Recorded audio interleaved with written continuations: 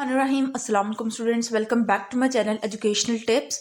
कैसे हैं आप सब? उम्मीद करती हूँ आप सब बिल्कुल ठीक होंगे। तो बच्चों, आज ही मैं आपके साथ शेयर करने जा रही हूँ चैप्टर नंबर 3। और चैप्टर नंबर 3 है हमारे पास photosynthesis and respiration in plants. आपके पास अब आप सब बच्चे पेज नंबर ओपन कर लीजिए, पेज नंबर 24। पेज नंबर 24 पे आ जाइए। देखिए, आप लोगों ने अपनी पिछली क्लासेस में शायद पढ़ा हो कि फोटोसिंथेसिस और रिस्पिरेशन, ये दोनों प्रोसेसेस जो हैं, रिस्पिरेशन का तो अमल खैर प्लांट्स और ह्यूमन बींग्स में भी होता है, एनिमल्स में भी होता है। तो फोटोसिंथेसिस एक ऐसा अमल है, ये फोटोसिंथेसिस एक ऐसा अमल है जो कि सिर्फ और सिर्फ प्लांट्स के अंदर हो रहा है। And in the previous lecture I told you के फोटोसिंथेसिस जो है ना, it is the making of the plants making their own food. ठीक है, in this process plant make their own food. ठीक है जी, बाय ट्रैपिंग सनलाइट, इस तरह से करके ना उसके प्लांट्स अपने ये फोटोसिंथेसिस का अमल कर रहा होता है। इसके अंदर प्लांट्स जो है ना, फोटोसिंथेसिस के अमल के अंदर अपना फूड खुद बना रहे होते हैं, अपनी खुराक खुद बना रहे होते हैं। जबकि रिस्पिरेशन एक ऐसा अमल है जो कि रिस्पिरेशन का मतलब है exchange of gases. Exchange of gases यानी कि अब प्लांट्स क्या कर रहे हैं, कार्बन डाइऑक्साइड इनहेल कर रहे हैं, ऑक्सीजन एक्सहेल कर रहे हैं, तो वो क्या है, वो इसके अंदर रिस्पिरेशन होगी। ठीक है, चलिए आप स्टार्ट करते हैं अपना रीडिंग। उसके बाद उसमें आप लोगों को काफ़ी कुछ पता चलता चले जाएगा। All living things need food. हर जानदार को खुराक चाहिए। खुराक इसलिए चाहिए ताकि उसके अंदर एनर्जी आ सके। It provides them with materials for growth and with in the energy for living. ठीक है, खुराक से क्या मिल रहा है, एक तो लिविंग ऑर्गेनिज्म की ग्रोथ होगी और दूसरा उसको जिंदा रहने के लिए एनर्जी मिलेगी। ठीक है, अनलाइक एनिमल्स की तरह, जानवरों की तरह which get their food by eating other living organisms, green plants make their own food using a process called photosynthesis. अब वो कह रहे हैं कि हम लोग जितने भी हम लोग लिविंग एनिमल्स की बात करें, उसमें दैट इंक्लूड ह्यूमन, वो हम क्या कर रहे हैं, हम दूसरी चीज़ों को खाकर, जैसे हम लोग मीट खा रहे हैं, हम मुख्तलिफ चीज़ों पर डिपेंड कर रहे हैं। We can't make our own food. ठीक है, हम अपना फूड तो खुद नहीं बना सकते। हम अगर सब्जी खा रहे हैं तो that basically come from the plants. ठीक है, तो उस पर हम प्लांट पर डिपेंड हो गए। हम अगर मीट खा रहे हैं, हम अगर चिकन खा रहे हैं, तो वो हम लोग एनिमल्स के ऊपर, दूसरे एनिमल्स के ऊपर डिपेंड कर रहे हैं। ठीक है, जबकि वो कह रहे हैं कि ये तो एनिमल्स की स्टोरी होगी कि वो अपना फूड खुद नहीं बनाते। प्लांट्स जो हैं वो अपना फूड खुद बना रहे हैं, एक अमल के थ्रू, एक प्रोसेस के थ्रू। वो उसको क्या कहते हैं, उसको फोटोसिंथेसिस का नाम दे दिया है। A scientific word made up from 3 old Greek word. अब ये जो फोटोसिंथेसिस का वर्ड है ना, ये 3 वर्ड से मिलकर बना हुआ है, 3 ग्रीक वर्ड से मिलकर बना हुआ है। रफली translated it means putting things together using light. ठीक है, और अगर इसको अगर हम लोग फोटोसिंथेसिस को अगर रफली से अगर इसकी ओवरलुक देखना चाहें, तो इसका मतलब है कि चीज़ों को लाइट की बिना पर क्रिएट करना, मतलब कि उसको लाइट की बिना पर, रोशनी की बिना पर डिवाइड करना। During photosynthesis plant need only carbon dioxide gas from the air, water and mineral salt from the soil and energy of sunlight to make their own food. अब फोटोसिंथेसिस के प्रोसेस के अंदर प्लांट को सिर्फ और सिर्फ carbon dioxide चाहिए होती है, जो कि वो कहाँ से ले रहा है, एयर से ले रहा है, अपनी सराउंडिंग से ले रहा है, वाटर से ले रहा है और मिनरल सॉल्ट से ले रहा है, जो कि यानी कि रूट ऑब्जॉर्व कर रही है जो मिनरल, उधर से कार्बन डाइऑक्साइड ले रहा है। और जो दूसरी चीज़, एक तो कार्बन डाइऑक्साइड रिक्वायर होगी और दूसरी उसको सनलाइट रिक्वायर होती है। जब इन दोनों चीज़ों के प्रेजेंस में उसका क्या बन रहा है, उसका फूड बन रहा है, उसकी खुराक बन रही है। अब फोटोसिंथेसिस के प्रोसेस को थोड़ा सा डिटेल में देखते हैं। Plant take carbon dioxide gas from the air and water and from the soil. Inside their leaves, they use the energy of sunlight to turn these into food such as the sugar, glucose.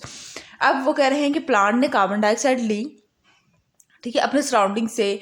ठीक है, उसके बाद साथ ही साथ उसने अपने leaves के अंदर कुछ ऐसे स्पेशल स्ट्रक्चर्स का लीव्स के अंदर मौजूद होता है, जो कि वो जो सनलाइट से जो एनर्जी आ रही है उसको कन्वर्ट कर रहा है। और ये कार्बन डाइऑक्साइड और सन लाइट मिलाकर फिर क्या बन रहा है, उसका फूड बन रहा है, और वो है शुगर ग्लूकोज बन रहा है। इसकी इक्वेशन फिर आगे दी हुई है, carbon dioxide plus water.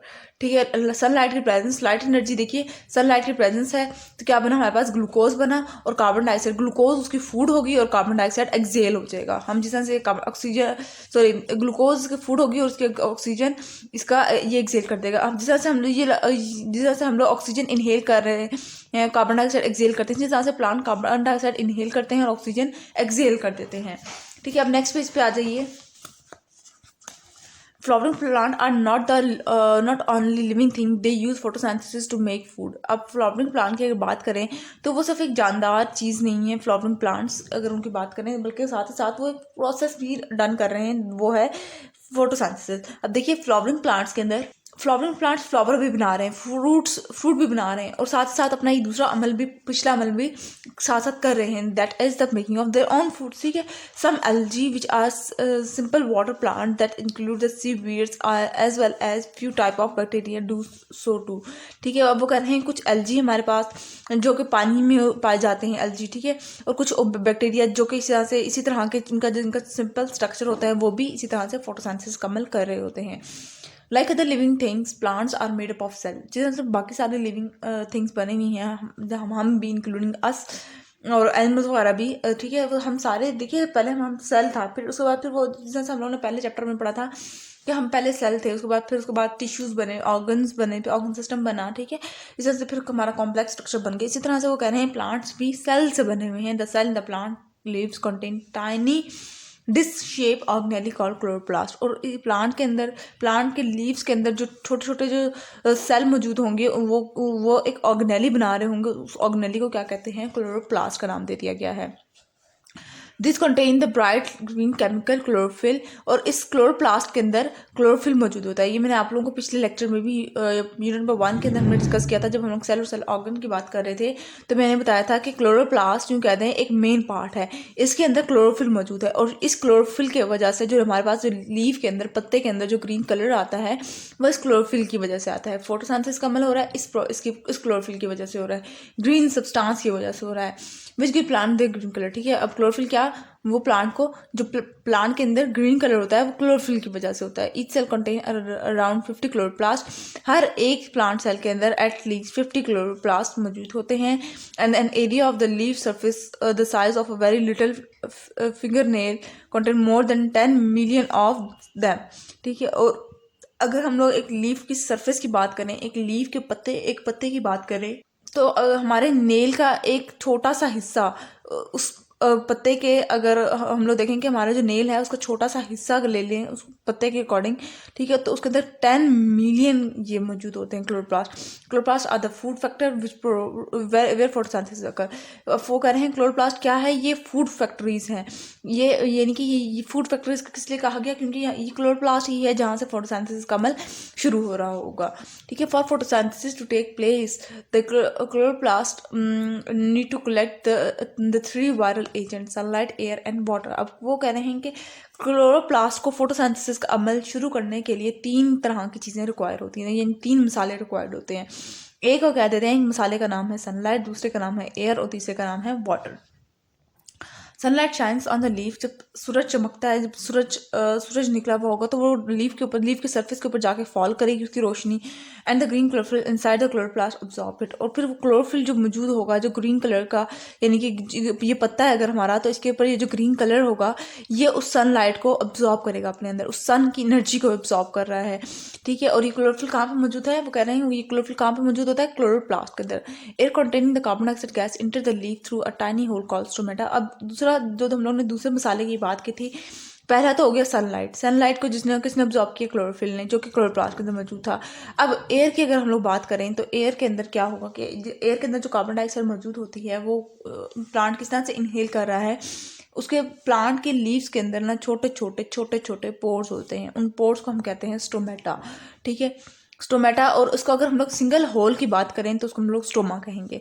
In the leaves of this and most plant take up water through their roots and carry it along tubes in the stem to their leaves. ठीक है, और जो लास्ट हम लोग मसाले की बात करें, मसाला जो लास्ट है वो हमारे पास वाटर था, तो प्लांट ने वाटर कहाँ से लिया, उसने अपनी रूट से अब्जॉर्ब किया, उसके बाद रूट से वो स्टेम में जाएगा, उस स्टेम से आगे वो फर्दर प्लांट की बॉडी में ट्रेवल करेगा। नेक्स्ट है जी, when all 3 raw material are in place a chemical reaction take place inside the chloroplast. जब ये तीनों फैक्टर्स मौजूद होंगे, सनलाइट, एयर और वाटर, तो क्या होगा कि एक केमिकल रिएक्शन होगा, कहाँ पर, क्लोरोप्लास्ट के अंदर। Energy from the sunlight is use to mix carbon dioxide from the air with hydrogen energy जो है यानी कार्बन डाइऑक्साइड के साथ, क्योंकि कार्बन डाइऑक्साइड और हाइड्रोजन जो एयर के अंदर मौजूद है वो रिएक्ट करेंगे which is a part of the water. और हाइड्रोजन कहाँ से आई थी, जो वाटर जो ट्रांसपोर्ट हो रहा था, वो जो रूट्स ने ऑब्जॉर्ब किया था, उसके बाद फिर फर्दर प्लांट की बॉडी में ट्रैवल किया था, तो वो जो उसके अंदर हाइड्रोजन मौजूद था उस वाटर के अंदर, क्योंकि वाटर का फार्मूला H2 होता है, तो हाइड्रोजन जो जब कार्बन डाइऑक्साइड के साथ रिएक्ट करेगा then this make a new chemical called glucose, kind of a sugar. ठीक है, तो जब ये दोनों रिएक्ट करेंगे तो क्या हमारे पास एज अ बाय प्रोडक्ट क्या बनेगा, हमारे पास ग्लूकोज बनेगा। और ये ग्लूकोज क्या है, ये प्लांट की खुराक है।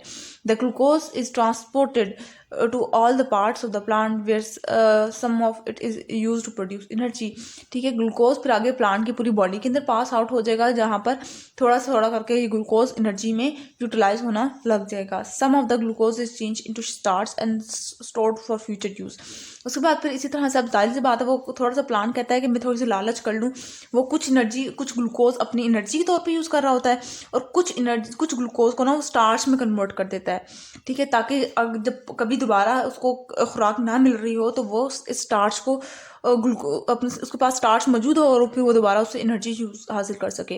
Well some is combined with the dissolved mineral salt from the soil to manufacture all the other parts of the substance that make up the body of the plant. ठीक है, जबकि जो एक थोड़ा सा हिस्सा स्टार्च में कन्वर्ट हो जाता है और जो बाकी का ग्लूकोज होता है वो प्लांट की बॉडी में ट्रांसपोर्ट हो जाता है। The mineral salt include nitrates and phosphate. अब वो जो मिनरल सॉल्ट्स हैं, जो मिनरल्स सॉल्ट यानी मिनरल्स जो प्लांट ने ऑब्जॉर्ब किए हुए हैं, वो कौन कौन से हो सकते हैं, वो नाइट्रेट्स हो सकते हैं, फॉस्फेट हो सकते हैं, which are needed in the plant to grow healthy. ठीक है, और नाइट्रेट और फॉस्फेट क्यों चाहिए प्लांट को, ताकि वो हेल्दी ग्रो कर सकें, ताकि उनकी ग्रोथ प्लांट की अच्छी हो सके। The nitrate for example contain nitrogen which is essential for making protein. Nitrate क्यों प्लांट के लिए एसेंशियल है, क्योंकि ये प्लांट के अंदर प्रोटीन्स बना रहा है। This help to build up the plant body of the plant. ठीक है, इस तरह से प्लांट अच्छा ग्रो हो रहा होगा।